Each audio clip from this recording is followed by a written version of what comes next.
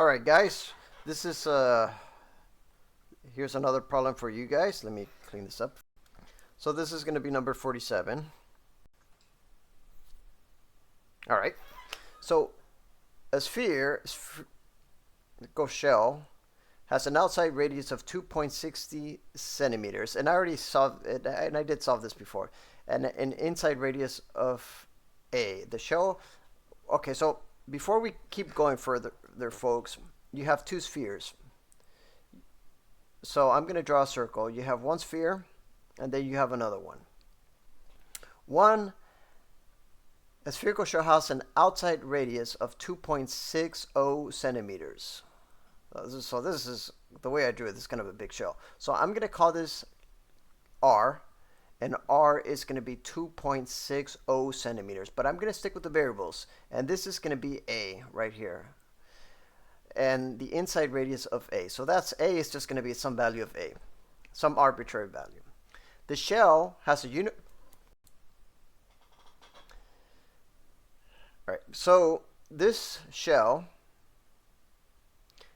wall has a uniform thickness, and it's made of a material with a uniform density, I'm going to add, of 4.70 grams per centimeter. So read this off. The shell has a wall. So this shell right here, this right here is going to have its own little density, as opposed to this one. So this outside density is going to be, I'll call it D1, I guess. It's going to be 4.70 grams per centimeter cubic. This other one, I'm going to label it as D naught, has the space inside the shell is filled with liquid, which has less density, having a density of 1.23 grams per centimeter cubic. Notice that I'm spending a bit more time with just the setup. So the question is, find the mass of the sphere, including its content as a function of A. So the mass of the total. So in other words, the mass of the total sphere is going to be the mass of the inside shell. So this is going to be some density times the volume of that thing. So I'm going to call it D naught V, and the volume of this inside would just be 4/3 pi A cubic. Notice what I did there, folks. I put A cubic and the D naught as some density. Added to the density, which is going to be D1, and the volume of this spherical shape, which is going to be 4/3 pi, and this is going to be the volume of this. So this is going to be the volume of this whole thing minus this portion.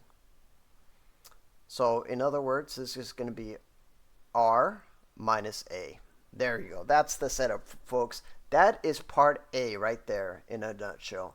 This right here is find the mass of the sphere, including its content, as a function of A. So this D naught is known. This A is unknown. This R is known because that's 2.60 centimeters.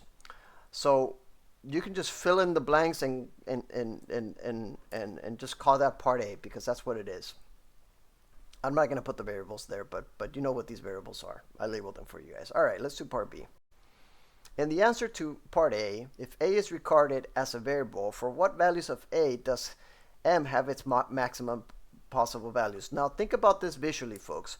What is happening with A? If this is fixed with the radius, if A is getting really small, very tiny to the point of 0, so if A is basically going to be 0, so that means that this is going to be practically nothing. This is going to be basically the mass as a function of A is really going to be left with 4/3 pi R cubic, which has this value, which I'm going to put it in there.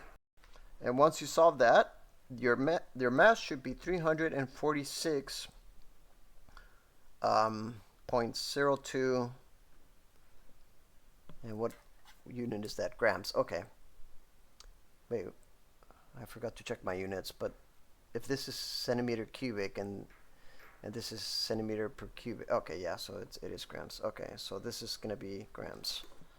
So we'll just leave it like that.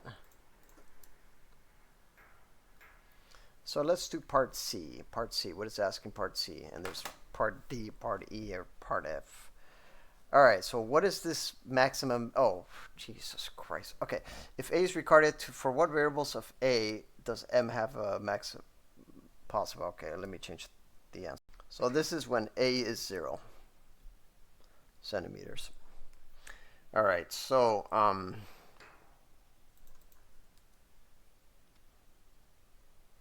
so that's part B. I gotta read this. It's just long. If A is regarded as a variable, for what value of A does... Wait, what? And the answer to... Oh my god. If A is regarded as a variable, for what values of A does... has... Okay, so that's 0.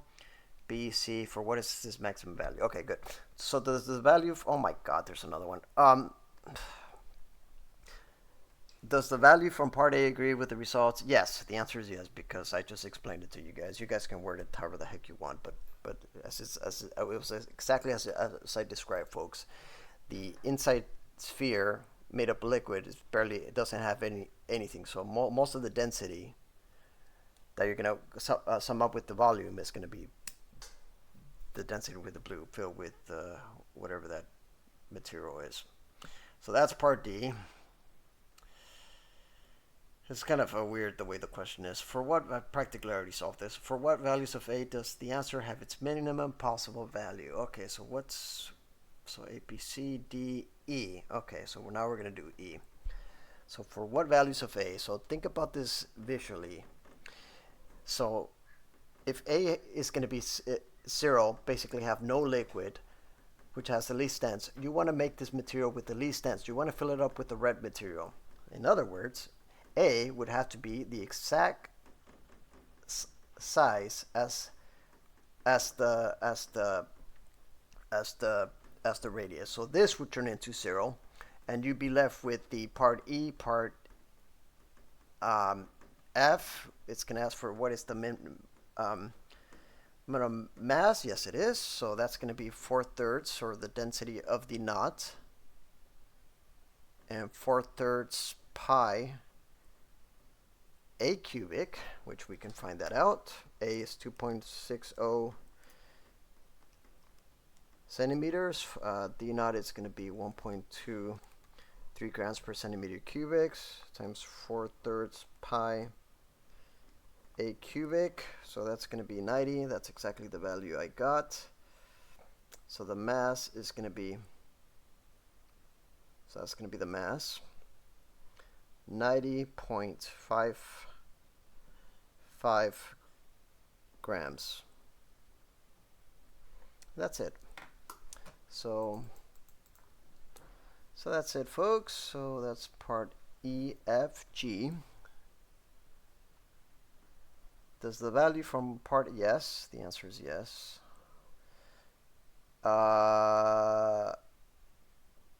Agree, and what's F?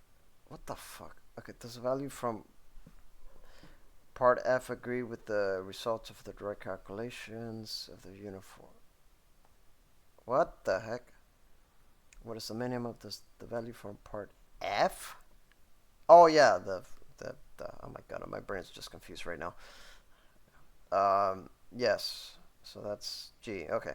What value of M is halfway between the maximum and the minimum? So what value of M is halfway between the maximum and the minimum? So the answer is a bit different from what I got, and I'm not sure how to what they're asking for. If this doesn't match up the solution, it's all right.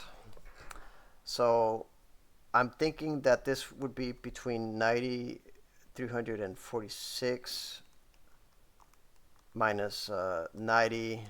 Take that value, divide by 2, and I get approximately. So the difference between 346 and 90.0 grams is going to be approximately what is it? What value of m is halfway between the maximum and minimum possible values.